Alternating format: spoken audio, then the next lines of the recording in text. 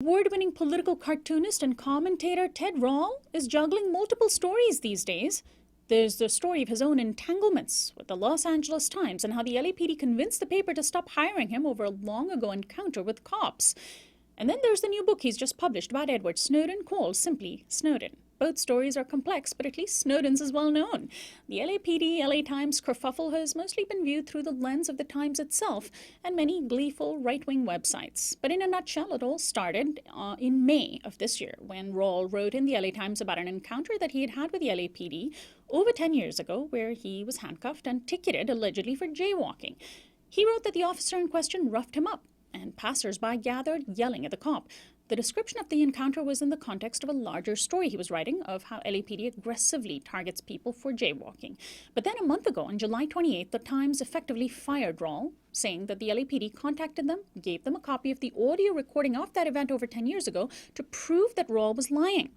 Editor Nicholas Goldberg wrote a somber note to readers declaring, quote, Rall's future work will not appear in the Times. Well, joining me now to dissect why the Los Angeles Times might cave into the LAPD is Ted Rall himself. Welcome to Uprising.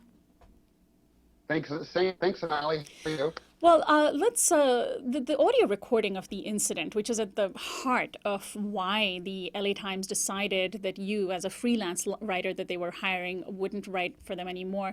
This was, I guess, before the era of dash cams when cops had audio recordings. It was a very distorted piece of recording. The cop even starts whistling into the mic at one point. He sounds very lighthearted and casual, but there's not very much else you can glean from that tape. How did the LA Times conclude that you were lying and that the LAPD was telling the truth? Well, it seemed pretty obvious from the very start that I was guilty until proven innocent in their minds. Honestly, I've talked to a lot of people, and I myself just can't figure out how anyone logically could listen to the original tape that was provided by the LAPD and really draw any sort of conclusion over what happened that night 14 years ago.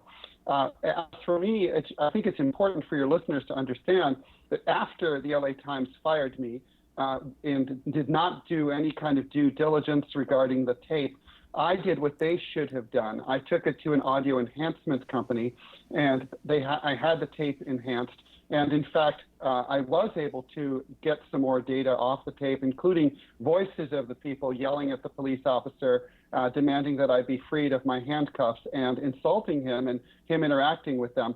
And I contacted the Times with this new information that showed that I was telling the truth the entire time, but they chose to ignore that completely, and they did not address it at all for at least 3 weeks. So it's and then they just doubled down after they got back. So they're not talking. They're not answering any questions. The LA Times has shut down the comment section to their website.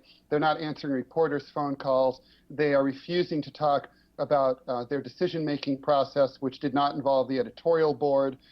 They are not answering the question about who supplied them with the tape. In fact, whether it was the LAPD itself or whether it was the LAPPL, which is the police union down in LA.